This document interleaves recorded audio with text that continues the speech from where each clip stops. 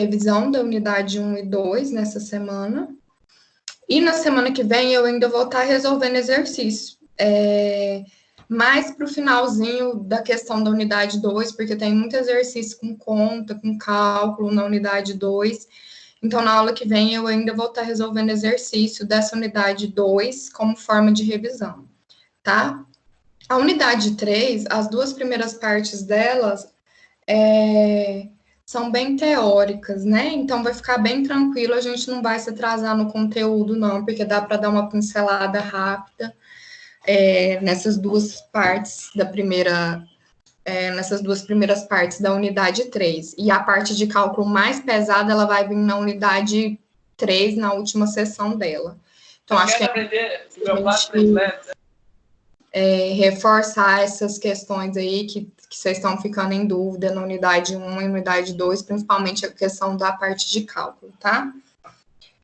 Bom, então vamos começar.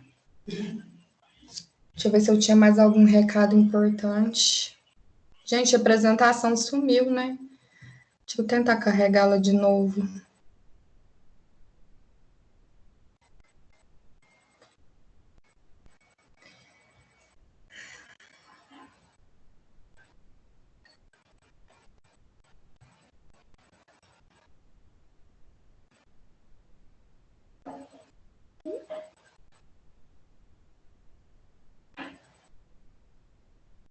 Depois, no finalzinho da aula, a gente pode abrir para vocês, se vocês tiverem alguma dúvida com relação aos exercícios, alguma coisa que eu não pontuei aqui dentro dessa aula, ou com relação à atividade também, que vocês têm que responder, tá? Que vai substituir a nota da prova. Então, a gente pode comentar sobre isso já no finalzinho da aula, tá?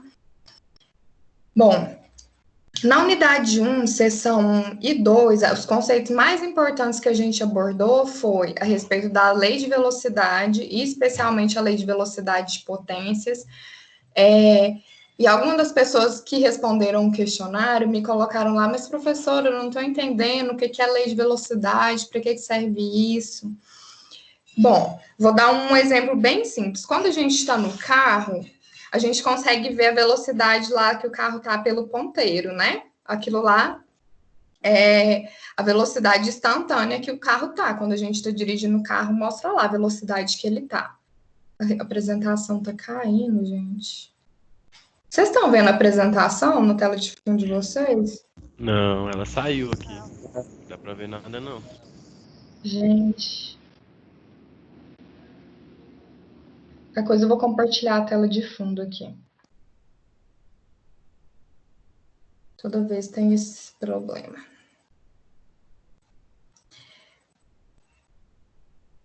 Vamos tentar de novo. Voltando.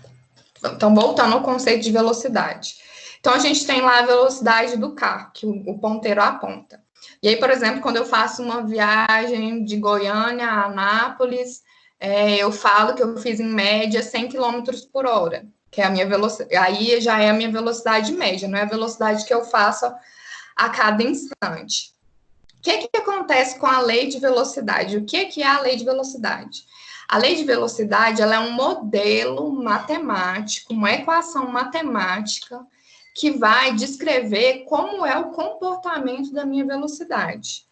O que é um modelo matemático, para vocês entenderem melhor? Um modelo matemático é uma equação que eu uso para expressar algum comportamento da realidade. Então, eu tenho modelos matemáticos para infinitas coisas. Por exemplo, quando a gente estiver abordando o cálculo de reatores em si, a gente vai ter modelos, equações matemáticas que vão representar os reatores. Da mesma forma, para a velocidade, a gente tem modelos matemáticos que ajudam a expressar o comportamento da velocidade. E é isso que eu chamo de lei de velocidade, entendeu? Enfim. E aí a gente viu o foco dessa introdução que a gente vê aqui nesses capítulos, é a lei de velocidade de potências, né? E aí a gente viu lei de velocidade de potências, lembrando que a lei de velocidade de potências geralmente ela é válida para reações que são do tipo elementar. O que são reações do tipo elementar? São reações que ocorrem em apenas uma etapa. A gente falou disso lá nas nossas primeiras aulas, tá? E aí a gente viu a lei de velocidade de potências para reação em fase líquida e gasosa e para reação só em fase gasosa, que é aquela que a gente expressa em função das pressões parciais. E, além disso, dentro da unidade 1 e unidade 2, a gente trabalhou com o conceito de ordem de reação. Então, os próximos slides que eu vou passar aqui vão ser revisando esses principais conceitos aqui. Como que monta a lei de velocidade de potências para reação em fase líquida, como que monta para reação em fase gasosa, o que a ordem de reação ela expressa para mim. Então, a gente vai ver basicamente essas coisas aqui inicialmente, tá?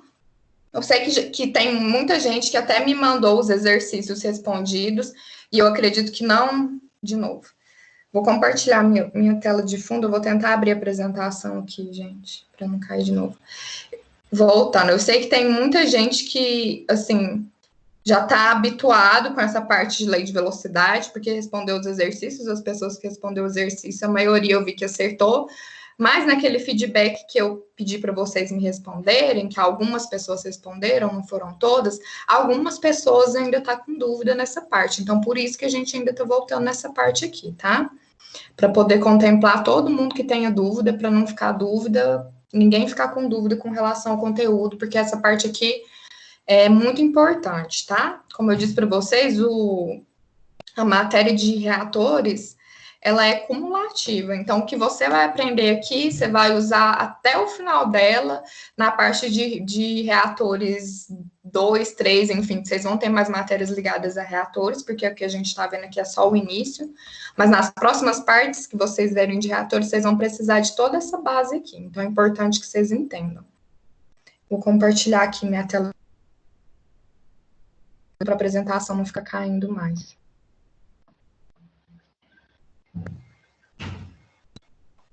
Vocês conseguem ver agora os slides? Aqui pra mim não tá aparecendo nada. Ah, não, apareceu. Beleza. Então, nessa revisão da unidade 1 e 2, a gente vai focar nesses principais pontos. Tem outras coisas que eu abordei. Eu falei, oi. Agora apareceu. Apareceu? Tá bom. Eu falei de outras coisas lá, falei de catalisador, falei de reação homogênea, mas isso aqui é o mais importante, o mínimo que eu preciso que vocês entendam para a gente seguir com a matéria. Então, estou pontuando só essas coisas, mas é bom depois, principalmente nas partes mais teóricas, vocês peguem o caderno, dêem uma olhada, dêem uma lida, tá? Bom, então vamos lá. Já expliquei o que é a lei de velocidade. A lei de velocidade ela é uma expressão matemática que vai expressar como é o comportamento da minha velocidade ao longo da reação. Então, para a reação em fase líquida ou gasosa, como que a gente viu que a gente pode expressar a lei de velocidade? Que é esse R aqui, que eu chamo de velocidade de reação, tá? Ou taxa de reação. Então, ele é um KT, que multiplica um produtório, esse peão produtório, da concentração I elevado a alfa I. KT a gente chama de constante de velocidade ou velocidade específica de reação. E aí na aula eu ensinei para vocês como que a gente calcula essa constante, existe uma equação que a gente chama de equação de Arrhenius, tá? Mas é um pouco mais secundário, digamos, no todo que a gente tem que aprender aqui. O CI vai ser as espécies químicas reagentes, tá? E o alfa I, o coeficiente estequiométrico da espécie química reagente. Esse produtório quer dizer que eu estou fazendo a multiplicação. Aqui, do jeito que está, ela de forma genérica, ela pode parecer um pouco confusa, mas vamos pegar aqui uma reação para a gente ver como que monta a lei de velocidade. Caso eu considere que a reação é elementar. É muito importante destacar isso, porque eu só posso trabalhar com lei de potências, que é essa expressão aqui, se a minha reação for elementar. Então, no exercício, tem que estar falando, considere a reação elementar, seja a reação elementar, ou se não vier falando nada, para você conseguir montar, você assume que a reação seja elementar, tá? Então, vamos ver aqui como que a gente decifra essa equação aqui. Oi. Alguém falou alguma coisa? Não? Vamos ver como a gente decifra essa equação aqui. Então, digamos que eu tenho uma reação aqui A genérica. A vezes A mais B, Bzinho, C, Czinho, Ddzinho. Como que eu vou montar essa lei de velocidade? Ela vai ser vou usar essa expressão aqui, KT vezes concentração do meu reagente. Quem são meus reagentes? A e B. Então, concentração de A elevado ao coeficiente estequiométrico de A vezes concentração de B elevado ao coeficiente estequiométrico de B. Aqui, gente, está de forma genérica, mas eu posso ter números aqui. Por exemplo, vamos colocar um exemplo aqui. Vou pôr uma canetinha. Se eu tiver uma reação do tipo N2 mais H3, dando mais H2, desculpa. Deixa eu ver se tem como voltar aqui. Opa!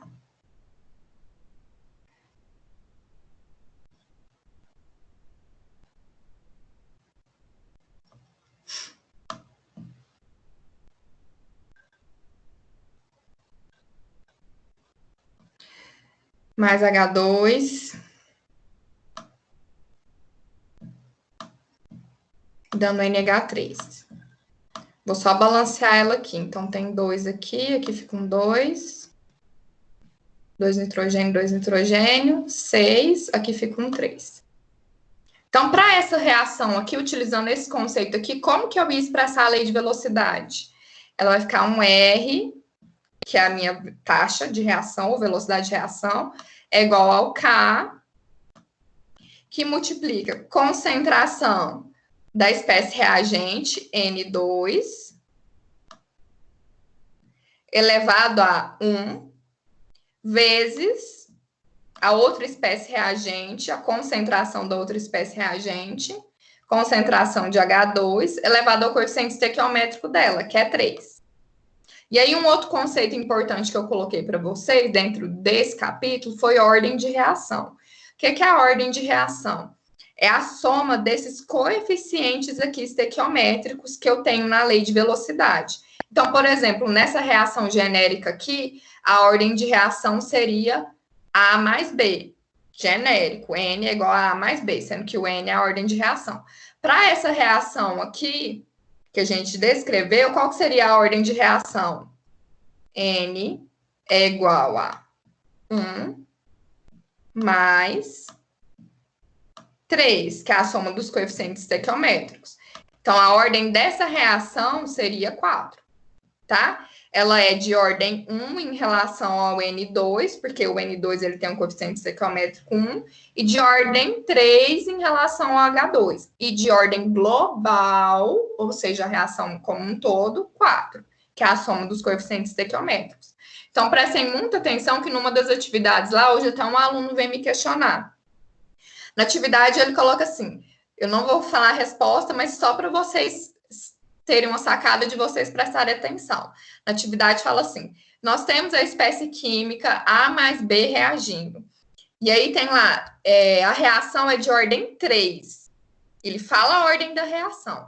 E coloca lá para vocês, qual poderia ser a lei que expressa a velocidade de reação. Então, lá nos itens de resposta, vocês têm que procurar lá a soma dos coeficientes estequiométricos para reagentes que sejam 3, porque a reação tem que ser de ordem 3, entendeu? Então, fiquem atentos a isso aí. É uma das questões da atividade que está valendo nota, tá? Hoje uma aluna veio me questionar, um aluno, não sei, não falou o nome, mas só para vocês ficarem atentos na hora de vocês responderem lá o questionário que está valendo a atividade de prova. Bom, aqui até eu coloquei essa mesma reação, então foi a que a gente já fez lá atrás. E aí, se eu considero que a reação em fase gasosa, além de eu poder expressar ela em função de concentração, a lei de velocidade dela, o modelo matemático que expressa a velocidade dela, eu também posso expressar essa lei de velocidade em função de pressão parcial, tá? Que é esse PI aqui. E aí, como que fica a lei genérica na lei de potências, quando eu considero uma reação em fases gasosas? Vai ser KT, que é o coeficiente lá, a constante de reação, ou a constante de velocidade de reação, produtório da pressão parcial elevada a alfa-I. E aí a mesma coisa, para uma reação genérica, vai ser a mesma coisa, o mesmo raciocínio que a gente tinha pensado. Só que antes, onde era C, eu vou colocar P, de pressão parcial. E vai continuar aqui elevado ao respectivo coeficiente estequiométrico. Então, para essa reação, A mais B dando C mais D, como que ficaria a expressão da lei de velocidade em função de pressão parcial? P de A, pressão parcial de A, elevado ao coeficiente estequiométrico de A, que é Azinho, vezes P de B, elevado ao coeficiente estequiométrico de B, que é Bzinho. Lembrando que essas pressões parciais aqui que eu coloco são sempre em função dos reagentes, tá? Beleza, e aí para essa reação aqui que a gente colocou do NH2, dando 3H2, mais tendo como produto 2NH3, como que ficaria a expressão de lei de velocidade em função de pressões parciais? Seria o K vezes a pressão parcial do N2, vezes a pressão parcial do H2, elevado ao coeficiente estequiométrico do H2, que é 3. Beleza? Vocês têm alguma dúvida aqui de como que expressa a lei de velocidade? Alguma coisa ficou confusa ou eu posso seguir? Professor, essa ordem da reação é isso mesmo? 1 mais 2 igual a 3? Tá errado. Obrigada por prestar atenção. É 1 mais 3, né? Que aqui é 1, o coeficiente estequiométrico, e aqui é 3. Então, é 4. Tá. Igual que eu fiz no slide passado, é 4. Obrigada, Lucas. Vocês têm mais alguma questão, alguma dúvida? A gente pode passar para frente. Todo mundo compreendeu como que a gente expressa a lei de velocidade de reação? Senão, a gente volta. Não? Então, oi. Então, essa segunda aqui é para pressões parciais, né? Pressões parciais, isso. Mas, então, vai ter o mesmo racional lá da outra.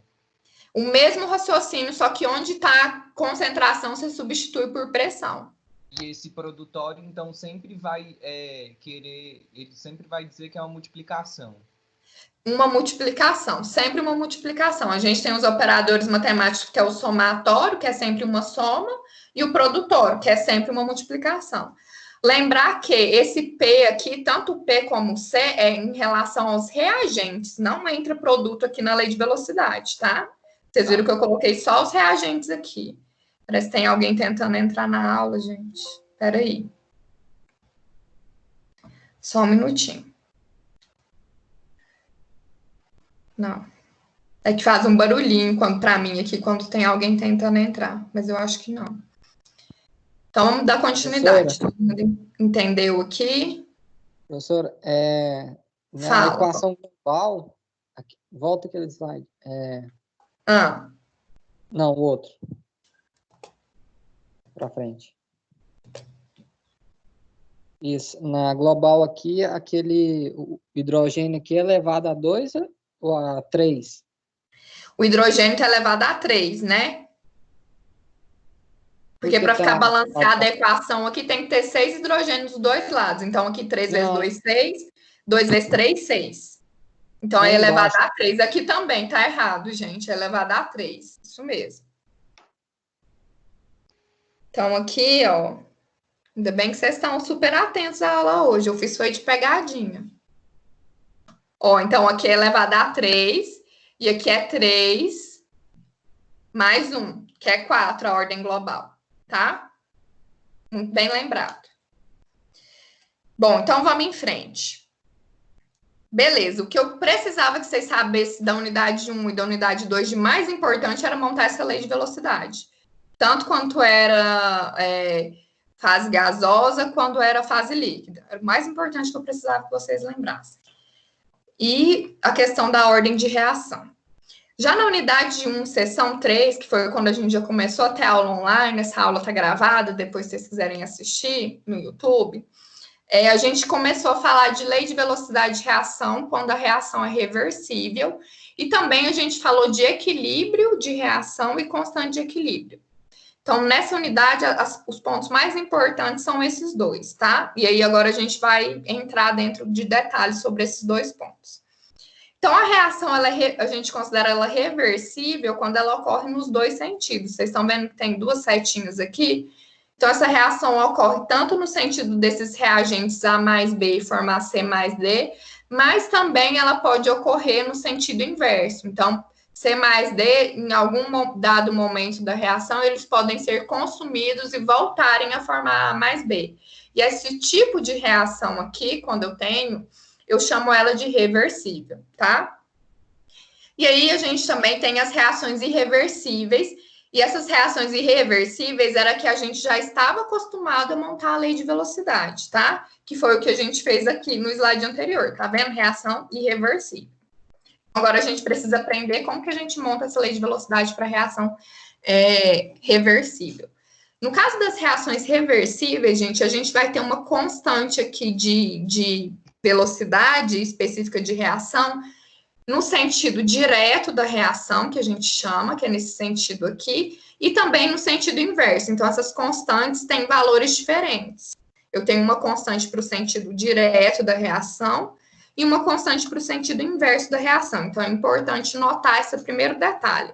Por quê? Porque no caso da reação reversível, eu vou ter uma constante só no sentido direto de reação, porque eu não tenho a reação acontecendo no sentido inverso.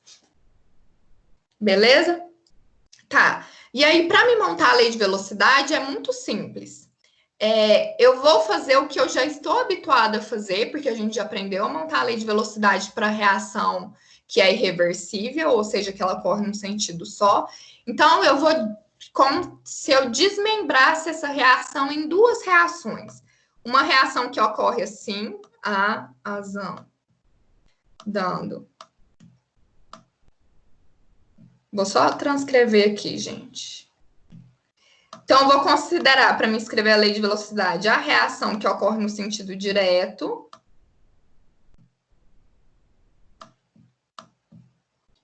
E vou considerar também a reação que ocorre no sentido inverso. E aí, eu vou escrever uma lei de velocidade, primeiramente, para facilitar, em separado para cada uma dessas reações. Então, é como se eu considerasse as duas em separado. Apesar delas estarem acontecendo ali simultaneamente, só para facilitar para a gente montar a lei de velocidade. Mais B, Bzão. Então, eu vou montar uma lei de velocidade para essa e uma lei de velocidade para essa, que foi o que eu fiz aqui, ó. Então, para a velocidade direta, que eu chamei de equação 1, e essa que eu chamei de menos 1. Então, opa, voltar. Desculpa. Para a velocidade direta, eu vou fazer o que eu estou acostumado lá com a fórmula. R1 é igual a K1, que é a constante de velocidade para o sentido direto, vezes o produto aqui dos reagentes elevado ao seu respectivo coeficiente estequiométrico. Então, no sentido direto, quem que é reagente? A e B. Então, vai ficar C, concentração de A elevado ao seu respectivo coeficiente estequiométrico, que é Azinho, concentração de B elevado ao seu respectivo coeficiente estequiométrico, que aqui no caso é Bzinho, tá? E aí, eu vou agora considerar no sentido inverso. Se eu estiver trabalhando no sentido inverso, que é da direita para a esquerda, quem vão ser os reagentes nesse caso? D e C, e os produtos A e B. Então, vou construir a lei de velocidade considerando aqui o sentido inverso. Então, quem que é produto? C e D. Então, vai ser concentração de C elevada ao coeficiente estequiométrico, que é Czinho, concentração de D elevado ao coeficiente estequiométrico, que é Dzinho, vezes lá a constante de velocidade de reação, que no caso do sentido inverso é K menos 1. Beleza, isso aqui eu já sabia, eu só desmembrei em duas reações. E aí, como que eu monto a lei de velocidade global para essa reação? Eu vou somar a reação inversa, a reação direta com a reação inversa. Que foi o que eu fiz aqui. Só que o que acontece? Toda vez que eu estou considerando uma reação no sentido inverso, eu tenho que colocar um menos associado aqui à minha taxa de reação. Então, é como se esse R1 ele fosse um menos. tá? Menos R1, porque ela está acontecendo no sentido contrário, tá?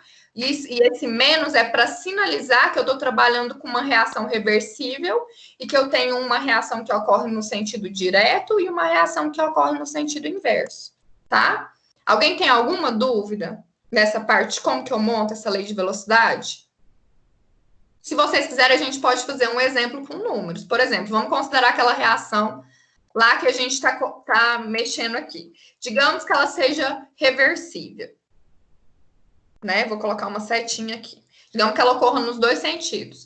Como que eu vou montar a lei de velocidade para essa reação que é reversível? Eu vou considerar primeiro a reação no sentido direto. Então, eu monto a lei de velocidade de reação para o sentido direto. Então, vai ficar R para o sentido direto, que eu vou colocar como um índice 1 aqui para representar o sentido direto, é igual a K, que multiplica concentração do N2, porque no sentido direto, N2 e H2 que são os meus produtos, os meus reagentes, desculpa, vezes concentração de H2 elevado ao cubo. Então, essa aqui é a minha lei de velocidade para o sentido direto. Para o sentido inverso, como que ela vai ficar? Eu vou chamar aqui de R-1, sentido inverso. Vai ficar um K menos 1, eu coloco esse menos 1 só para dizer que esse K aqui e esse K aqui, eles possuem valores diferentes, tá? Vezes concentração. Quem que é reagente agora aqui no sentido inverso? Se eu estou considerando a reação nesse sentido, da direita para a esquerda. Vai ser o NH3, não é? Então, vai ficar concentração de NH3 elevado ao quadrado, que é o coeficiente estequiométrico do NH3. Como que eu monto a global? A global vai ser a soma desse com esse. Lembrando que sempre o sentido inverso, na hora de somar, eu tenho que colocar um sinal de menos para sinalizar que essa reação está acontecendo no sentido inverso. Então, como que fica a lei de velocidade global para uma reação reversível? Vai ser K, CN2, C, H2 ao cubo, menos, agora eu vou pegar a inversa aqui para somar, lembrando que o menos sinaliza que ela está acontecendo no sentido inverso. K menos 1, concentração do NH3 ao quadrado. Viu? Não é tão difícil. No fundo, vocês já sabiam, porque é a mesma coisa da que a gente viu nas outras duas unidades lá de cima, só que a gente precisa apenas expressar uma por vez e depois somar as duas, tá? Então, é a mesma coisa que vocês já estavam habituados, tá? Além disso, a gente falou de equilíbrio químico nessa reação. O que que acontece? Reações que são reversíveis, em um dado momento, atingem uma condição que a gente chama ela de equilíbrio. E aí, na condição de equilíbrio, a velocidade no sentido direto é igual à velocidade no sentido inverso. Então, a mesma velocidade que eu tenho A mais B reagindo para formar C mais D, eu tenho a outra velocidade de reação acontecendo no sentido inverso e com o mesmo valor, onde eu tenho C mais D formando A mais B, tá? Então, essas velocidades são iguais quando eu estou na condição de equilíbrio. E se essas velocidades são iguais quando eu estou na condição de equilíbrio, a gente vai ter que a velocidade global da minha reação, ela é nula, certo? Porque se esses dois valores aqui são iguais, a hora que eu somo os dois, eu vou ter um valor nulo, correto? Beleza. E aí tem uma questão muito importante quando a gente está na condição de equilíbrio, que é a gente determinar a constante de equilíbrio de reação. Como que eu determino essa constante de equilíbrio de reação? Vamos pegar essa reação aqui que a gente está olhando aqui, essa genérica aqui, né? A gente montou a lei de velocidade dela aqui. Então, basicamente, o que eu vou fazer para mim determinar a constante de equilíbrio é igualar essa lei de velocidade aqui a zero. Igualando essa lei de velocidade a zero, eu posso pegar esse termo aqui e jogar ele lá para o outro lado da igualdade, né? Isso na condição de equilíbrio, tá, gente? Não é qualquer condição da reação que eu posso fazer isso. Então, quando eu faço isso, eu vou ter que essa parcela aqui é igual a essa outra parcela, ou seja, reação direta é igual a reação inversa. Para me determinar a constante de equilíbrio, eu vou isolar os K's, que são as constantes de um lado, que foi o que eu fiz aqui, e as concentrações do outro lado. Então, eu passei esse termo aqui, dividindo esse lado. E aí, eu cheguei a essa expressão aqui. E aí, essa divisão de K1 por K-1, as constantes de reação da direta e da inversa, eu chamo de constante de equilíbrio, tá? Em alguns casos muito específicos, vai ser importante eu calcular essa constante de equilíbrio. Então, é importante eu saber o caminho que eu faço para achar a constante de equilíbrio. Lembrando que constante de equilíbrio, gente, a gente só fala de equilíbrio e de constante de equilíbrio quando eu estou trabalhando com reação reversível. No caso de reação reversível, eu não falo em equilíbrio nem em constante de equilíbrio, tá? Beleza. Agora, na unidade 2, seção 1. Qual foi a parte mais importante da unidade 2, o início dela?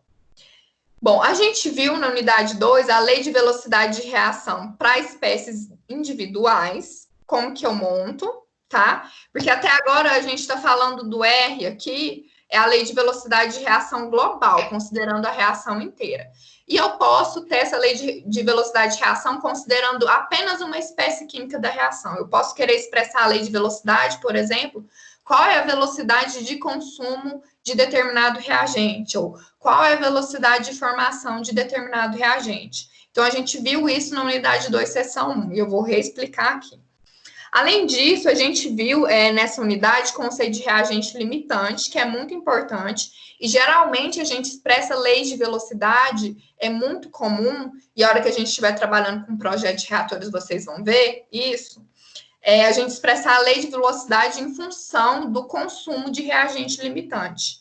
Então, por isso que essa etapa aqui de expressar a lei de velocidade para espécies individuais, ela vai ser importante para a gente, tá?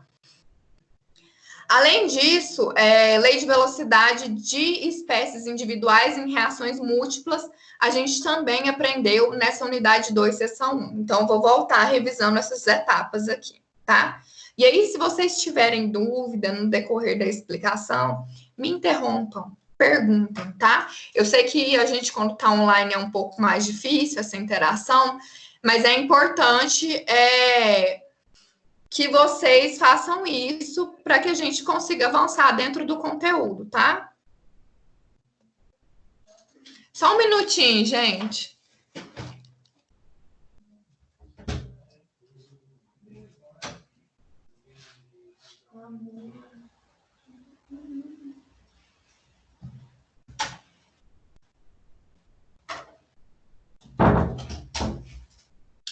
Bom, então vamos começar lá como que a gente expressa a velocidade instantânea de reação para espécies químicas individuais. Até então a gente estava acostumado com esse Rzão aqui, que é o R global, é a velocidade global de reação. Para a gente expressar em relação a espécies individuais, eu vou pegar essa velocidade global, que eu já sei expressar, que foi o que a gente aprendeu nos slides anteriores ali, e multiplicar ela pelo coeficiente estequiométrico da espécie química. Então, aqui que vocês estão vendo, esse símbolozinho aqui que a gente chama Ni, é o coeficiente estequiométrico, e J é a espécie química. Então, por exemplo, para essa equação aqui genérica, né? Para descrever a lei de velocidade de consumo de A, por exemplo, eu vou escrever RA é igual a NiA, que é o coeficiente estequiométrico de A, vezes R. Então, no caso aqui, ficaria RA é igual a... Qual que é o coeficiente estequiométrico de A aqui? Azinho, né? Só que como ele é reagente, a gente geralmente coloca menos A, porque ele está sendo consumido. Vezes a constante de velocidade global da reação, tá? que é o que a gente já aprendeu a expressar. Então, por exemplo, para essa reação aqui, se eu considero ela elementar, a constante global de velocidade dela, lá pela lei de velocidade de potências, vai ser K vezes CA elevado a A, que é o coeficiente estequiométrico da espécie A, CB elevado ao Bzinho. Então, para me expressar a taxa de reação em função da espécie química A, o que eu vou fazer? RA é igual a menos A vezes isso aqui que a gente já aprendeu a expressar. K CA elevado a Azinho vezes CB elevado a Bzinho. Concentração de B elevado ao coeficiente estequiométrico de B. Beleza? E aí a gente pode fazer para reações que não sejam genéricas. Por exemplo, aquela lá do exemplo que a gente já está acostumado lá. Do N2 mais, acho que é 3 aqui, né? Ou é 2, H2, dando 2NH3. Vamos considerar agora ela aqui só como sendo irreversível, só o sentido direto dela. Então, como que eu posso fazer para expressar a lei de velocidade em relação ao consumo de H2, por exemplo, né? Não vamos pegar o N2, não, porque o coeficiente estequiométrico do N2 é 1, vai ficar a mesma coisa do que a gente já estava habituado. Então, para expressar em relação ao consumo de N2, como que eu vou fazer? Vou montar a lei de velocidade global, que a gente já montou lá atrás. A R é igual a concentração de N2 vezes concentração de H2 elevada ao cubo. Agora eu quero expressar a lei de velocidade em função do consumo de H2. Essa aqui é a lei de velocidade global. Então, qual seria RH2? Qual seria a velocidade de consumo de H2? Vamos usar a fórmula. Vai ser o coeficiente estequiométrico do H2 menos 3 vezes K CN2 CH2 ao cubo. Então, vai ser só isso, tá? É só multiplicar pelo coeficiente estequiométrico quando eu quero expressar a lei de velocidade em relação a uma espécie individual, tá? Beleza. Outro conceito muito importante que a gente aprendeu dentro dessas sessões foi como que a gente determina reagente limitante. Porque, como eu disse para vocês, é muito comum a gente expressar a lei de velocidade em função do reagente limitante. Então, primeira coisa, o que é o reagente limitante? O reagente limitante vai ser a primeira espécie que é consumida na reação. Então, se eu tenho uma reação que tem 2 reagentes, e vamos colocar aqui na nossa cabeça, lembrar muito bem que eu vou considerar esse conceito de reagente limitante quando eu tenho mais de uma espécie química reagente. Se eu tenho uma reação que ocorre só com uma espécie química, que pode acontecer, eu não preciso ter 2 reagentes necessariamente para uma reação ocorrer, eu não preciso considerar esse conceito de reagente limitante, porque eu só tenho um reagente, tá? Então, eu sempre considero o conceito de reagente limitante quando eu tenho 2 ou mais reagentes. E aí, esse reagente limitante, ele vai ser sempre o que vai ser consumido primeiro na reação. Então, para me determinar reagente limitante, é o que a gente vai ver aqui agora, eu tenho que considerar 2 pontos. A estequiometria da minha reação, ou seja, como a minha reação está escrita, por exemplo, aqui eu tenho 1 mol de N2 reagindo com 3 mols de H2, dando 2 mols de H3. Então, esse 1, 3, 2 são os coeficientes estequiométricos da minha reação. É a estequiometria da minha reação que está me contando como que ela acontece. E vou considerar o tanto que eu alimento no reator, tá? São 2 coisas distintas. Então, vamos ver aqui, para essa reação que a gente já está habituado. Eu tenho a estequiometria aqui, 1N2 mais 3H2 dando 2NH3. Digamos que, num exemplo hipotético, eu alimente 50 mols de NH2 em um reator batelada e 25 mols de H2. E aí eu te pergunto, qual é o reagente limitante? Então, como que a gente vai determinar o reagente limitante? Primeira coisa, vou escrever a minha primeira linha lá, vou fazer uma regra de 3 para determinar o reagente limitante. A primeira linha dessa regra de 3 vai ser de acordo com a estequiometria da minha reação. Então, eu tenho que, de acordo com a minha estequiometria, 1 mol de N2 reage com 3 mols de H2. Foi o que eu escrevi aqui nessa primeira linha. Somente a estequiometria da minha reação. Na segunda linha, eu vou pegar a informação da minha alimentação. E aí, eu vou escolher uma das duas informações que ele me deu de alimentação. Então, eu posso escolher ou 50 mol de N2 ou 25 mol de H2. A gente vai fazer depois com os 25, para vocês verem que a gente vai chegar à mesma conclusão. Então, aqui nesse aqui que eu transcrevi para vocês, eu escolhi 50 mols de N2 para fazer a estequiometria, para avaliar quem é reagente limitante. Então, eu coloco ele aqui embaixo do N2, tá? As mesmas espécies químicas têm que ficar do mesmo ladinho da regra de 3, juntinha. Então, 1 mol de N2 reage com 3 mols de H2, 50 mols de N2 vão reagir com quantos mols de H2? Eu vou fazer essa regra de 3. Coloquei um X aqui porque eu desejo saber esse valor. E aí eu faço uma multiplicação cruzada quando eu tenho uma regra de 3. E aí eu vou ter aqui 1 vezes X é igual a 50 vezes 3, tá? Isolando o X aqui, que é o valor que eu preciso saber, vai ficar 50 vezes 3 dividido por 1. Se vocês fizerem a continha, vocês vão chegar que 50 vezes 3 é 150. Então, quando eu alimento 50 mols de N2, eu preciso de 150 mols de H2 para reagir com eles. Depois que eu faço essa regra de 3, eu vou analisar o resultado dela. Como que eu analiso o resultado dela? Eu vou comparar o resultado que eu obtive aqui para H2 com o que enunciado do exercício me dá em relação à alimentação. Então, na alimentação, ele está me falando aqui que ele alimenta 25 mols de H2. Opa, se eu alimento 25 mols de H2 e 50 de N2, se eu alimentasse 50 de N2, eu precisaria de 150 mols de H2, mas eu só tenho 25.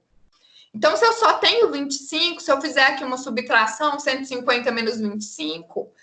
eu ainda estou precisando, para reagir nessa reação, se eu alimentar 50 mols de N2, 125 mols de H2. Ou seja, eu tenho uma falta do reagente H2. Quando eu chego a essa conclusão que eu tenho uma falta, quer dizer que esse é o meu reagente limitante, tá? O que não é, eu coloquei uma observação aqui. Quem não é o reagente limitante, a gente vai chamar de reagente em excesso. Eu posso fazer essa regra de 3 também no sentido contrário, ó. Vamos colocar a estequiometria aqui. 1 mol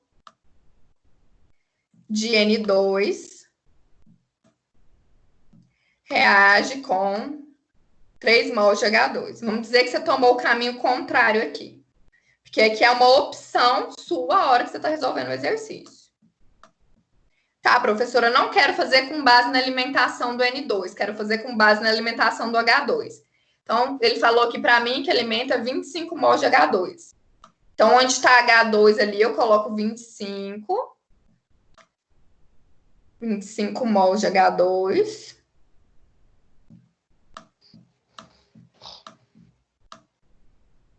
Vão reagir com X mol de N2. Vou fazer a regra de 3 do mesmo jeito. Então, vai ficar 3 vezes X é igual a 1 vezes 25, certo?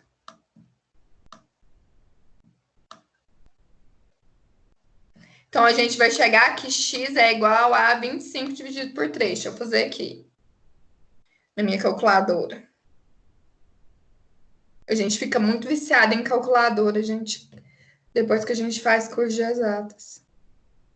25 dividido por 3. 8,33. Então, isolando o X aqui, 25 dividido por 3.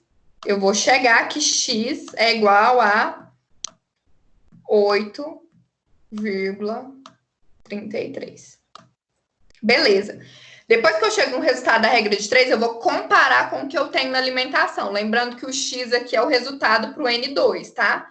Então, se eu tenho 25 mols de N2, eu vou precisar de 8,33 mols. Desculpa, se eu tenho 25 mols de H2, eu vou precisar de 8,33 mols de N2 para reagir com ele. Mas na alimentação eu tenho 50 mols. Então, o que isso aqui está me dizendo? Se eu tenho 50, mas eu preciso só de 8,33, segundo a estequiometria, quer dizer que o meu N2 ele está sobrando, ele está em excesso. Então, se ele está em excesso, eu chego à conclusão que o H2 é que vai ser o reagente limitante, tá? Então, a gente sempre vai ter um em excesso e outro faltando. E o que está faltando a gente chama de reagente limitante. Alguém tem alguma dúvida de como que a gente faz para expressar reagente limitante? Ficou confuso aí, perdido? Agora é a hora. Não? Senão vou passar em diante. Então, na hora que for fazer a regra de 3, sempre segue a ordem da reação, que é a ordem estequiométrica, né? Isso. Tá. E qual a função para, exemplo, a gente tem que achar o reagente limitante, ele vai ser utilizado onde? Mais para frente, a gente vai ver. Primeira coisa, a gente precisa de determinar o reagente limitante, porque as fórmulas que a gente usa para projeto de reatores, a lei de velocidade de reação, ela é com base no reagente limitante. Então, por isso que é muito importante a gente aprender a conhecer quem é o reagente limitante da reação, tá?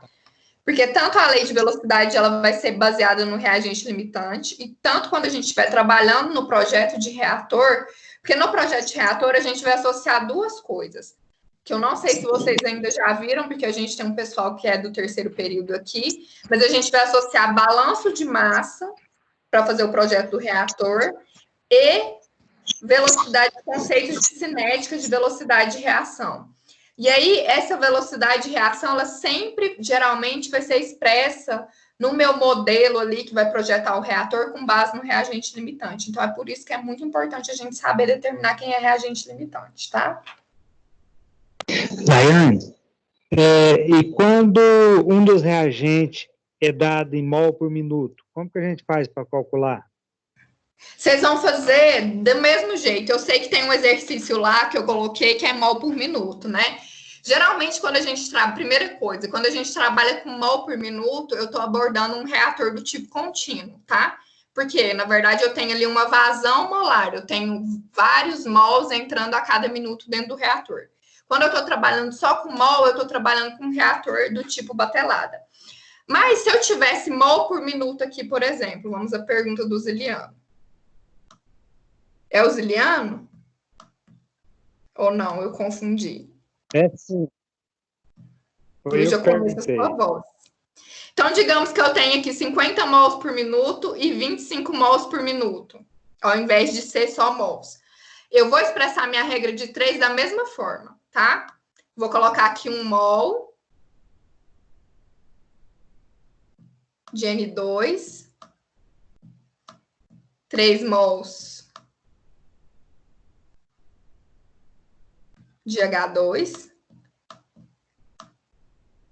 E aqui embaixo, a hora que eu for montar a alimentação, ao invés de considerar número de mols, eu vou considerar a minha vazão molar. Então, por exemplo, aqui, se eu fizer a regra de 3 desse jeito que está aqui, aqui eu vou considerar desse lado aqui 50 mols por minuto de N2. E vou fazer as contas normalmente, vou seguir minha vida normalmente, e vocês vão ver que vocês vão chegar à mesma conclusão, tá? Então, vocês fazem como se tivesse só mol mesmo, tá? Mas aqui vocês vão colocar aqui vazão molar, tá? Mas vai ser a mesma regra de 3 que vocês vão montar. Inclusive, eu trouxe um exercício de como construir a tabela estequiométrica quando a gente considera vazão molar, mas vocês vão perceber que ela é a mesma coisa quando eu considero vazão molar ou quando eu considero mol, tá? Essa unidade aqui, mol por minuto, a gente chama de vazão molar, tá, gente? Então, vai ser a mesma coisinha. Não vai ter diferença. Beleza. Aí, uma coisa que vocês ficaram muita dúvida, que eu resolvi trazer aqui, que não é expressar reagente limitante, mas é essa questão aqui da gente expressar a velocidade instantânea em função de uma espécie. Eu coloquei um exercício para vocês fazerem e me enviarem. Muita gente errou, então resolvi trazer como que a gente faz esse exercício, tá? Eu acho que agora vai ficar um pouco mais claro. Então, considerando a reação, né? Essa aqui. Ela possui lei de velocidade em função da espécie A do tipo menos RA igual a K vezes C elevado a A vezes concentração de B elevado ao Bzinho, tá? Que eu montei a partir daqui, se eu considero ela uma reação do tipo elementar, tá? Todo mundo consegue visualizar como eu montei? Essa aqui é a reação global, né? E aí, por que que tem esse menos aqui? Eu poderia colocar RA é igual a K CA elevado a A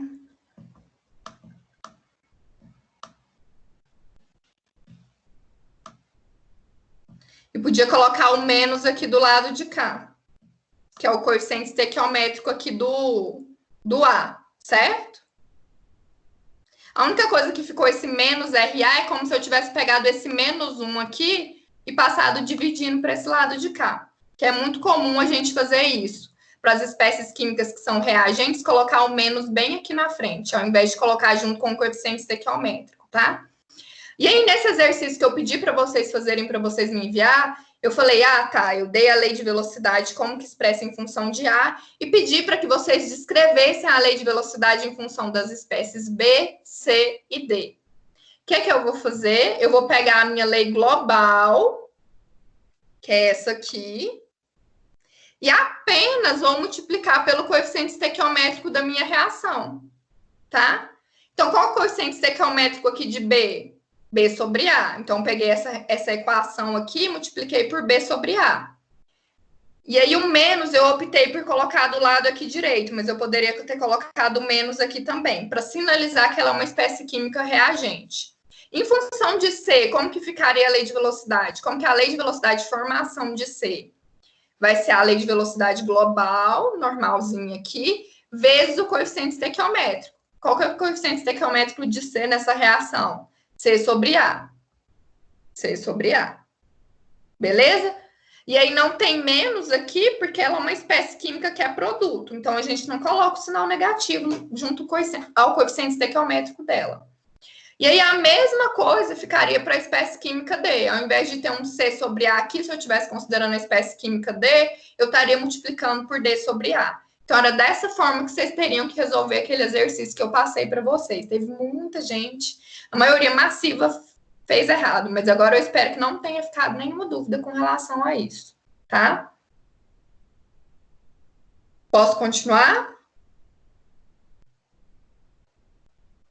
Ninguém falou nada, eu vou continuar. Bom, e aí uma outra coisa importante que a gente viu dentro dessa unidade também foi como é que eu escrevo a lei de velocidade para reações que são múltiplas. E aí eu falei para vocês nessa unidade que a gente pode ter dois tipos de reações múltiplas.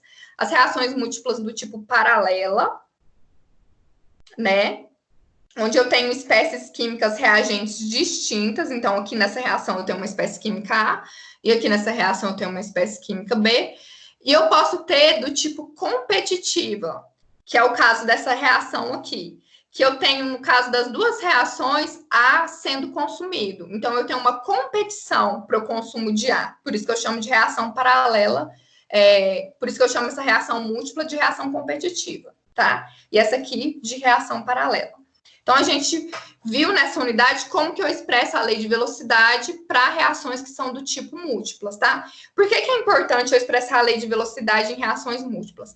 Lá bem mais para frente, não vai ser esse ano agora ainda, quer dizer, não vai ser esse semestre agora ainda, nessa disciplina de reatores, mas a gente vai ver que na indústria química, a gente quase nunca tem uma reação ocorrendo sozinha.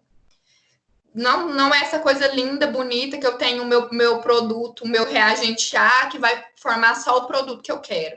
Geralmente, durante um processo reacional, numa indústria química, eu tenho várias reações ocorrendo ao mesmo tempo, reações competitivas, eu tenho subprodutos que não é do meu interesse sendo formado, devido às reações que são paralelas, ou reações que são competitivas.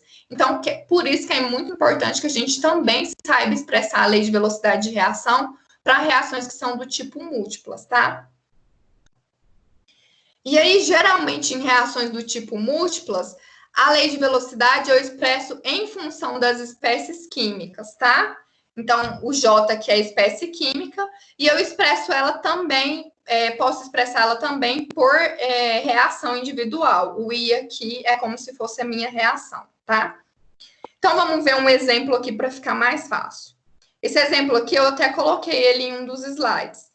Então, eu tenho várias reações aqui, múltiplas, ocorrendo ao mesmo tempo dentro de um reator. Vamos colocar esse exemplo. E aí, eu peço para vocês para representar a lei de velocidade de formação da espécie C. Então, para me expressar a lei de velocidade de formação da espécie C, a primeira coisa que eu tenho que fazer é separar todas as reações que eu tenho a espécie C envolvida. Então, vocês notam aqui que na reação 1 eu tenho a espécie C, né? Ela está aqui. E na reação 3 eu também tenho a espécie C, ela está aqui. Na reação 2 eu tenho a espécie C? Não tenho. Então, eu não preciso mexer com essa reação na hora de expressar a lei de velocidade de consumo ou de formação aqui de C, porque eu estou falando que eu quero trabalhar com C aqui nesse caso. Então, vou só olhar as reações que tem C, que são a reação 1 e a reação 3. E aí, como que eu vou montar? Vou utilizar aquela fórmula lá. A lei de velocidade de formação da espécie C vai ser o somatório das leis de velocidade de reação que eu tenho a espécie C individual. E aí, a gente viu que a gente tem a espécie C na reação 1 e na reação 3. A reação 1, vocês notaram aqui que ela é reversível, né? Então, eu preciso montar a lei de velocidade considerando essa reversibilidade da reação. Já a reação 3, ela é irreversível. Então, ó, a velocidade global aqui, para a gente montar de consumo da espécie C, vai ser a soma de todas as reações que ela está envolvida. Então, vai ser a reação 1 mais a reação 3. Então, parece difícil, mas eu tenho que fazer só as coisas separadinhas que vocês vão conseguir. Então, a primeira coisa que eu vou fazer é expressar a lei de velocidade para a reação 1. E aí, a reação 1, ela é reversível. Então, eu tenho que montar a velocidade para a reação direta. Depois, eu tenho que montar a lei de velocidade para a reação inversa. E aí, depois, eu somo essas leis de velocidade para obter essa lei de velocidade total aqui, que foi o que a gente acabou de ver. E aí, eu coloquei aqui para vocês. Para a reação direta, ó, a gente tem A formando 2B mais 2B, formando C mais D. Então, para a reação direta, A e B são reagentes. Como que vai ficar a lei de velocidade para a reação direta? K1. Se A e B é reagente, concentração de A vezes concentração de B elevado ao coeficiente estequiométrico de B, que é 2, quadrado. Para a reação inversa. Para a reação inversa, quem vai ser reagente vai ser C e D. Então, eu tenho que montar a lei de velocidade em função de C e D. Vai ficar K menos 1. Concentração de C. Aqui, inclusive, está errado, ó. Que é C. Concentração de C vezes concentração de D. Tudo elevado a 1, porque os coeficientes estequiométricos aqui são 1. E aí, a global da reação 1 é a soma dessas duas aqui. Lembrando que a reação inversa eu preciso sinalizar com menos 1, porque ela é uma reação que está acontecendo no sentido contrário. Então, a única coisa que eu fiz aqui foi somar, e aí eu expressei a lei de velocidade para a reação 1. Beleza, fiz uma parte. Agora eu preciso expressar a lei de velocidade para a reação 3. Por quê? Porque C está presente também na reação 3. Então, na reação 3, ela é irreversível, e aí eu não preciso considerar o sentido contrário, então. Na reação 3, A e C são reagentes, e os coeficientes estequiométricos deles são 1. São 1. Então, para mim colocar aqui a lei de velocidade, vai ser um K3, que eu chamei aqui, só para falar que é a constante de velocidade da reação 3, CA vezes CC, né? Que são as concentrações das espécies químicas reagentes. Beleza, consegui fazer a velocidade da reação 1 e da velocidade da reação 3. E ambas essas reações contêm a espécie C. A velocidade global vai ser a soma da 1 com a soma da 3. Então, eu peguei só essas duas expressões aqui e somei aqui no final para obter essa lei de velocidade global aqui. Tá? Então, sempre que eu tenho reações múltiplas, primeira coisa que eu preciso considerar é quando ele me pede em relação a uma espécie química, em particular. Quais as reações que contêm essa espécie química? Essas reações são reversíveis, não são reversíveis? E aí vocês vão desmembrando o problema por partes e montando a lei de velocidade do jeito que vocês estão acostumados, parte por parte, tá? E depois você soma todas as etapas. Beleza? Alguém tem alguma dúvida?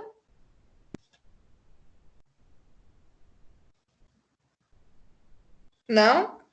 Então, vamos continuar. Ainda na unidade 2, seção 2, a gente aprendeu a construir, trabalhou com conversão de reação, que foi um conceito muito importante, e também aprendemos a construir a tabela estequiométrica, tá? O que é a conversão de reação? Geralmente, a conversão de reação a gente expressa em termos do reagente limitante. Então, por isso que é importante a gente conhecer reagente limitante, porque a conversão da reação, geralmente, os exercícios vão dar em relação ao reagente limitante. E aí, essa conversão de reação é basicamente o quanto eu consigo, em porcentagem, transformar o meu reagente até o produto. Então, o quanto daquela reação conseguiu realmente converter o reagente que eu alimentei a produto. É isso que a conversão de reação nos diz. E aí, para um reator batelado, a equação para expressar a conversão de reação vai ser o número de mols que eu tenho no início do meu reagente, menos o número de mols que eu tenho no final da reação, dividido pelo número de mols que eu tenho no início. Para um reator de fluxo contínuo, eu não vou trabalhar com número de mols. Eu vou trabalhar com fluxo molar, que é aquele que tem unidade de mol por minuto, ou mol por segundo, é uma unidade de mol por tempo. É o tanto de mol que eu alimento a cada intervalo de tempo no meu reator. Então, aqui, ao invés de eu trabalhar com número de mols, eu vou apenas substituir por fluxo molar.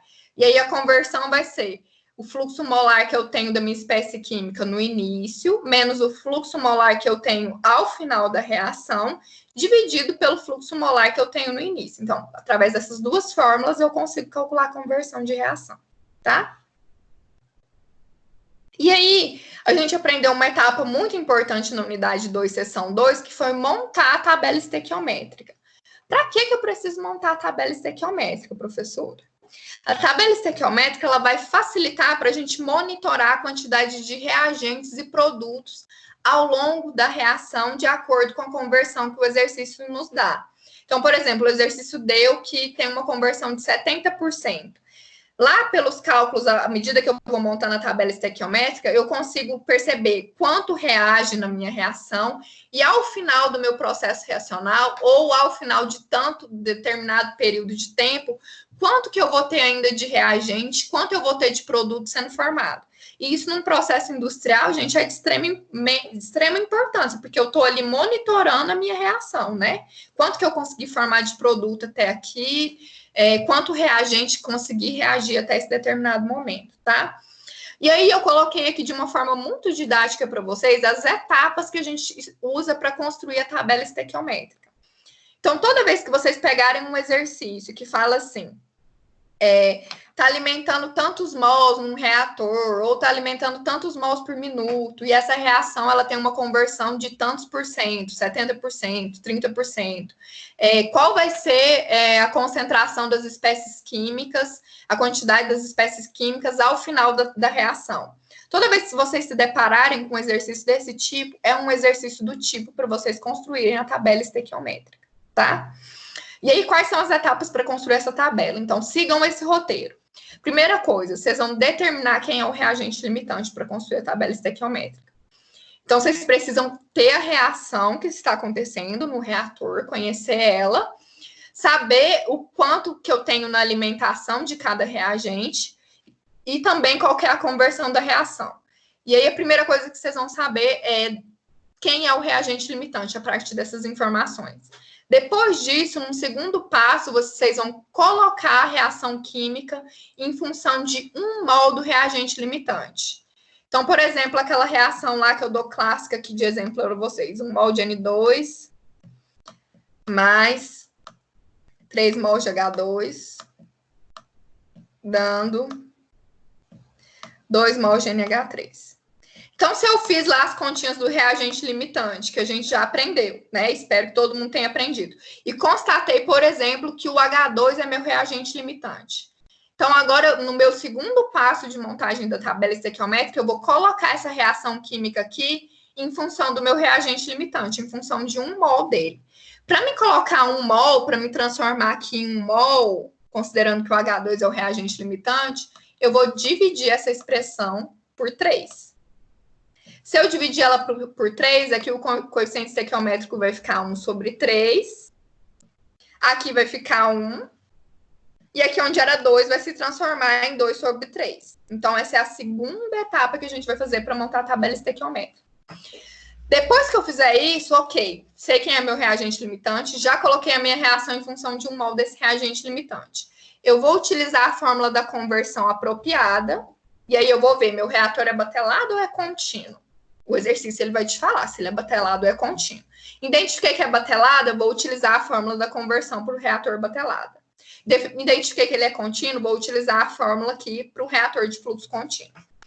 E aí, a partir dessa equação aí, vocês vão determinar qual é a quantidade do reagente limitante que reage e qual é a quantidade do reagente limitante ao final da reação, tá?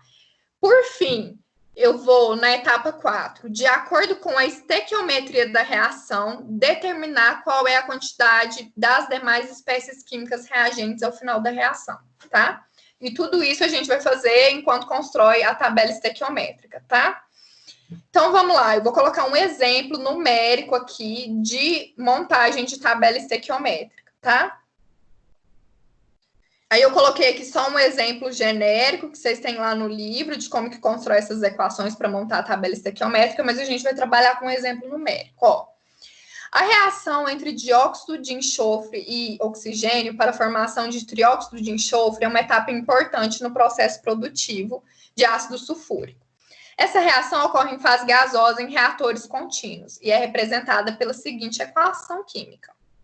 2SO2 reage com 1O2, formando 2SO3. Considerando que na alimentação eu tenho 4 mols por segundo de SO2, 10 mols por segundo de O2 e 80 mols por segundo de N2, quais são as vazões molares de todas as espécies químicas na saída do reator para uma conversão de 70%? Então, vocês percebem aqui que no exercício ele pergunta qual que é a vazão molar no final da reação? Toda vez que ele perguntar sobre isso, qual que é a quantidade de espécies químicas ao final da reação, qual que é a vazão molar ao final da reação, é um exercício que se trata de tabela estequiométrica. Então, vocês vão precisar construir a tabela estequiométrica para vocês resolverem ele. Não necessariamente precisa construir, mas a tabela estequiométrica ela facilita a resolução desse exercício. É uma ferramenta para ajudar vocês a resolverem, tá? E aí, vamos lá para os passos que eu dei. Passo 1. O que era o passo 1 da construção? Determine o reagente limitante. Então, a gente vai pegar a reação e determinar o reagente limitante. Então, eu tenho essa reação aqui que ele deu, o exercício. E aí, a primeira coisa para me determinar o reagente limitante, eu preciso das informações da alimentação. Então, ele falou lá que alimenta 4 mols de SO2, 10 mols de O2, 80 mols de N2. Aí você olha assim, pastor, e esse N2, de onde surgiu isso aqui? Nem tem N2 nessa reação. Realmente, não tem N2. Quando ele dá uma espécie química que não tem na reação, a gente chama essa espécie química de inerte. Ou seja, ela não reage durante a reação. E da mesma forma que ela entra na reação, ela sai da reação, porque ela não participa dessa equação química aqui. Então, se eu tenho uma espécie química que é inerte, se eu entro com 80 mols dela, ao final da reação, eu vou ter 80 mols dela, porque ela não participa da reação, tá? E aí, espécies químicas inertes, em um processo real, pode ser impureza ou até uma espécie química utilizada para diluir os reagentes que pode ser necessário durante algum processo reacional específico, tá? Então, pode ser que seja uma impureza ou pode ser um processo que eu usei de diluição porque é necessário para aquela reação, tá? Beleza. Então, para me determinar o reagente limitante, que é o meu passo 1 de construir a tabela estequiométrica, vocês já viram lá, eu vou utilizar na linha 1, estequiometria da reação. Então, 2 mols de SO2 reagem com 1 mol de O2, estequiometria, né? 2 para 1. Na segunda linha, vou utilizar os dados da minha alimentação. Então, aqui, ó, igual o Ziliano estava perguntando, quanto tem mol por segundo, mol por minuto? Eu vou colocar da mesma forma. Então, 4 mols por segundo de SO2 vão reagir com X mols de O2. Vou fazer a minha regra de 3. 2 vezes X é igual a 4 vezes 1. Isolando o X aqui, passando 2 dividindo, eu vou ter que 4 vezes 1 dividido por 2. Se eu fizer essa conta aqui, que eu fiz errado, pelo visto, 4 dividido por 2, aqui dá um 2, né, gente? É isso? É isso, tá errado. Bom, então na alimentação, aí eu vou comparar o meu resultado aqui. Não percebi que eu tinha feito errado a conta, viu, gente? Percebi só agora. Vou comparar o meu resultado aqui da alimentação com o que eu fiz aqui da minha continha. Então, se eu tenho 2 mols de O2, mas eu estou alimentando 10 mols, eu estou sobrando O2. Vocês concordam comigo? Porque a estequiometria da minha reação está dizendo que eu preciso só de 2, mas eu estou alimentando 10. Então, se eu estou alimentando 10, mas eu preciso só de 2, o O2 é que vai ser o meu reagente em excesso, certo? E o SO2, no caso, se o O2 está em excesso, por consequência, ele vai ser o meu reagente limitante. Então, foi a observação que eu coloquei aqui para vocês. O O2 é o reagente em excesso e o SO2 é o reagente limitante. Ignorem aqui o erro da conta que eu fiz, que aqui é 2, né? 4 dividido por 2 é 2, não é 8. Mas, da mesma forma, vocês vão chegar à mesma conclusão. Porque se eu tenho 10 mols alimentados e eu preciso só de 2, o O2 é o reagente em excesso, o SO2 é o reagente limitante. Beleza, fiz o passo 1. Vou para o passo 2. Colocar a reação em função de 1 mol do reagente limitante. Então, se eu determinei que o SO2 aqui é meu reagente limitante, para que esse 2 aqui se transforme em 1, eu vou ter que dividir toda essa equação aqui por 2. Então, venho e divido ela por 2. Vai ficar 1 SO2 meio O2, dando 1 SO3. Beleza? Beleza, fiz o passo 2, professora, da construção da tabela estequiométrica. Passo 3, utilize a fórmula da conversão apropriada. Qual que é esse reator aqui? Ele é o quê? Ele não fala, mas se eu estou falando aqui em mols por segundo, né? Ou seja, eu tenho uma quantidade de mol por tempo sendo alimentada, quer dizer que esse reator ele é de fluxo contínuo. Se fosse um reator do tipo batelado, eu teria só mols aqui. Então, eu vou utilizar a equação de conversão para o meu reator fluxo contínuo, que no caso é essa aqui. Vamos lá. Vou transcrever essa equação aqui. X é a conversão, o exercício me deu. X é 0,7 e F0 é 4, que é os 4 mols por minuto que estão sendo alimentados do SO2, né? Por quê? Porque eu utilizo essa fórmula aqui de conversão sempre em função do meu reagente limitante. Então, aqui é a alimentação de SO2, que é o meu reagente limitante. Então, vamos só substituir aqui na fórmula. 0,7, que é a conversão, porque ele falou que a conversão é 70%, eu só converti em base de porcentagem para base decimal, então 70 dividido por 100, né? Porque ele falou que é 70%, eu cheguei a esse valor 0,7. Então, 0,7 é igual a F0, 4, né? Menos F, não sei, é o que eu quero saber, porque o exercício está me pedindo quanto que sai ao final da reação. Então, não sei, é o que eu vou determinar. F0 de novo aqui embaixo, 4. Então, vou fazer as continhas, multipliquei cruzado. 0,7 vezes 4 é igual a 4 vezes menos F. Isolando F, eu vou ter que 4 menos 0,7 vezes 4. Vou chegar ao resultado de que F é igual a 1,2 mols por segundo.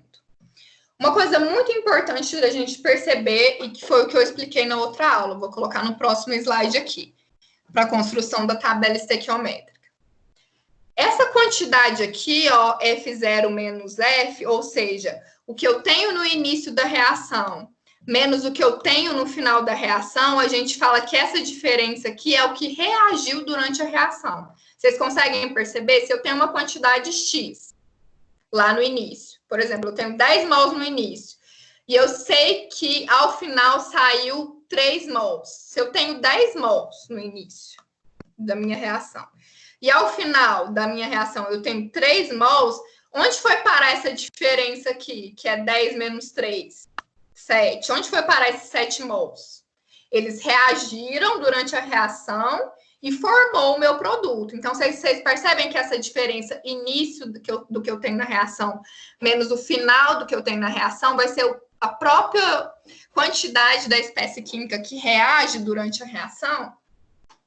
Essa informação é importante para eu poder montar a tabela estequiométrica.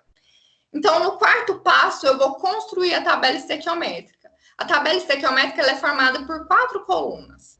A primeira coluna, eu vou simplesmente escrever as espécies químicas que estão envolvidas na minha reação. SO2, O2, SO3, e também vou escrever o N2 aqui, porque ele falou que alimentou o N2 no reator. A segunda coluna da minha tabela estequiométrica, eu vou simplesmente escrever os dados do exercício, que é o que eu tenho no início da reação. Então, no início da reação, ele falou que tem 4 mols por minuto de SO2, 10 mols por minuto de O2.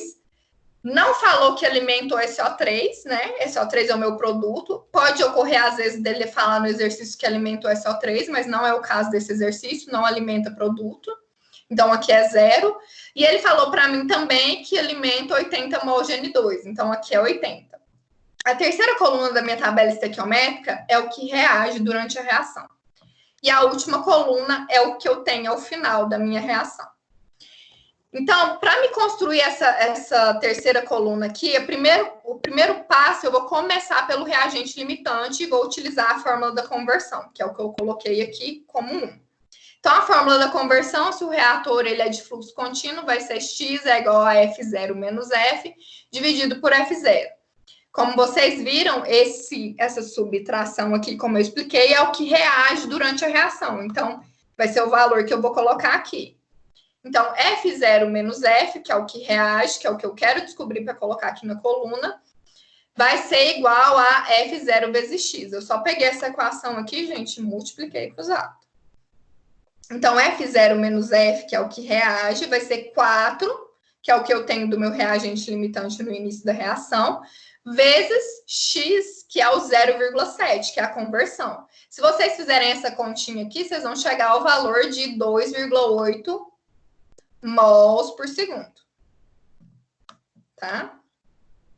Beleza, descobri o que reage do meu reagente limitante. E agora, professora, como que eu vou fazer para os demais reagentes? Porque no exercício pergunta de todas as espécies químicas. E até agora a gente só sabe do reagente limitante. Os demais reagentes, eu vou utilizar a estequiometria da reação.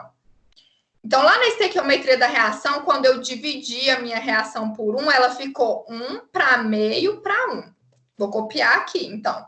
1 mol de SO2 reage com meio mol de O2, né? Depois que eu dividi lá por 2. Então, eu tenho que aqui, agora, está reagindo nessa tabela 2,8 mols por segundo de SO2. E aí, eu vou montar a minha regra de 3 para descobrir o valor de X. Multiplico cruzado, vai ficar 2,8 vezes meio. Se vocês fizerem essas continhas, vocês vão chegar aqui 1,4 mols de O2 vão reagir com 2,8 mols de SO2. E aí vocês preenchem a segunda coluna aqui, a segunda linha da sua tabela estequiométrica.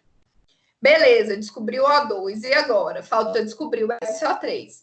Lá pela estequiometria, a gente tem que 1 mol de SO2 forma 1 mol de SO3. Então, eu vou só copiar a estequiometria. 1 mol de SO2 vai formar 1 mol de SO3.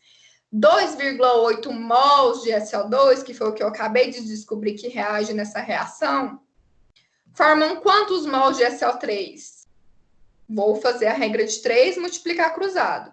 Eu vou chegar aqui 1 vezes x é igual a 1 vezes 2,8. Então, eu vou chegar ao valor de 2,8 mols por segundo. Venho aqui e preencho a terceira linha da minha tabela estequiométrica, tá? E aí, vocês não precisariam fazer essa regra de 3 necessariamente com SO2. Vocês podiam pegar aqui meio mol de O2 forma 1 mol de SO3. Não foi isso que a estequiometria da minha reação, depois que eu dividi por 2, está me falando? Aqui atrás? Não é isso? Então, eu posso usar também do lado do O2. Só que aqui, a hora que eu for montar a minha reação, eu vou pegar esse valor aqui, ó, 1,4. 1,4 mols por segundo de O2 forma quantos mols de SO3? E aí, se vocês fizerem essa continha aqui, vocês vão chegar no mesmo resultado, de 2,8, tá? E o N2, professora? O N2 é inerte, ele não reage. Se ele não reage, aqui vai ser 0. Essa última coluna, que é o final da reação, ela vai ser o início menos o que reagiu. Então, vai ser 4 menos 2,8 para a primeira linha, que vai ser 1,2. Aqui vai ser 10 menos 1,4, que vai ser 8,6. E aqui vai ser 0 menos 2,8. Mas como ele é uma espécie química reagente, produto, vai ficar mais 2,8, tá? Porque ela está sendo formada. Mesma coisa, 80 menos 0, 80. E é basicamente só isso que vocês precisam fazer, então, para construir. Sigam os passo a passo, depois tentem resolver de novo o exercício sozinho, tá? Para ver se vocês pegaram mesmo bem. Porque a gente só surge as dúvidas, gente. Às vezes eu aqui falando, nossa, parece simples, né? Mas a gente só surge as dúvidas mesmo na hora que a gente pega para fazer sozinho. Então, para vocês terem a certeza que vocês entenderam tudo que eu disse aqui, vão lá no slide, pega o passo a passo, pega um exercício e resolvam. Que aí vocês vão saber se tem dúvida ou não. Porque sem fazer não tem como saber se tem dúvida, beleza? Daqui, ficou alguma dúvida? Não? Beleza, gente, ó, o que eu vou fazer? A gente já deu o tempo que era para acabar a nossa aula. E aí, essa unidade 2, seção 3, foi a que eu tive mais reclamação, que foi a parte que a gente aprendeu a expressar a lei de velocidade em função da conversão. Porque antes a gente estava expressando a lei de velocidade em função de temperatura e concentração, não é? Aquela equação lá que a gente viu no início da aula. Eu estava expressando a minha lei de velocidade lá no início da aula em função de temperatura, que é o KT, porque T é função, o K é função de temperatura, a equação que expressa ele, e concentração. Lá no último tópico da unidade 2, a gente aprendeu como que expressa a lei de velocidade em função de conversão. E isso aqui vai ser importante para a gente construir o projeto de reatores. Então, aonde estava C, eu construí equações que eu substituí por X. E aí foi essa tabelona que eu dei aqui, os meninos quase enlouqueceram. Professora do céu, o que é essa tabela? Tá muito confuso. Eu fiz uma aula demonstrando como que a gente chega a essas equações. Mas o que a gente vai fazer? Como a aula que vem era reposição da aula de quem perdeu a prova, a gente vai fazer uma aula exclusivamente desse tópico aqui, que eu considero ele o mais complicado, né? Porque ele realmente tem equações muito grandes, e a gente vai resolver exercícios relacionados ao uso dessas equações aqui. Na prova de vocês, quer dizer, na atividade que eu coloquei para vocês responderem, não tem nada relacionado a isso. Então, eu fico muito tranquila de terminar a aula até aqui, porque até aqui tem na atividade que eu passei para vocês. Daqui para frente não tem na atividade que eu passei para vocês. Então, a gente pode usar a aula que vem para tentar trabalhar com um pouco mais de calma dentro dessa questão aqui. Eu tentar explicar esse conteúdo novamente, tá? E com exercícios, com números, porque muita gente reclamou que quando eu coloco equações muito genéricas, fica muito confuso. Então, a gente vai tentar trabalhar isso dentro da próxima aula, tá? Bom, então era isso.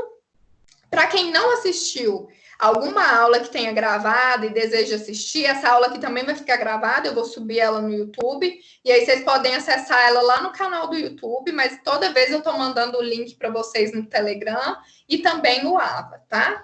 Vocês têm alguma dúvida? Até aqui onde a gente trabalhou? Minha querida, você comeu um ovo de Páscoa sozinho? Cadê? Você não trouxe nenhum bombom pra nós? Lucas, a gente tá escutando aqui você com ovo de Páscoa, viu? A gente quer Mas aqui também. não tem dúvida, não. É porque minha tia chegou de viagem reclamando. Eu quero um ovo de Páscoa também, gente, quando voltar, viu? Manda um pra gente aí, Lucas. Não, vocês são muitos, eu sou só uma. Vocês têm que comprar um ovo de Páscoa pra mim. Não, não. Isso é só pra você e um pra mim. Ah, então tá bom. Gente, então se não tem nenhuma dúvida, eu vou encerrar a aula aqui. E aí resolvam as atividades. Eu coloquei lá tudo que vocês precisam resolver para pontuar. Se tiver ainda alguma dúvida, pode me chamar lá no Telegram, no meu WhatsApp individual, tá? Para a gente tentar resolver. Não deixem de fazer as atividades para poder pontuar, tá? Elas são bem simples, aproveitem essa oportunidade. Vocês têm todos os recursos que vocês possam olhar na internet, etc, etc. Pode até conversar entre vocês, se vocês quiserem. Mas não deixem de fazer, tá? Beleza? Então, eu vou encerrar. Obrigada e bom final de semana para vocês, tá? Bom final de semana também, professora. Tchau.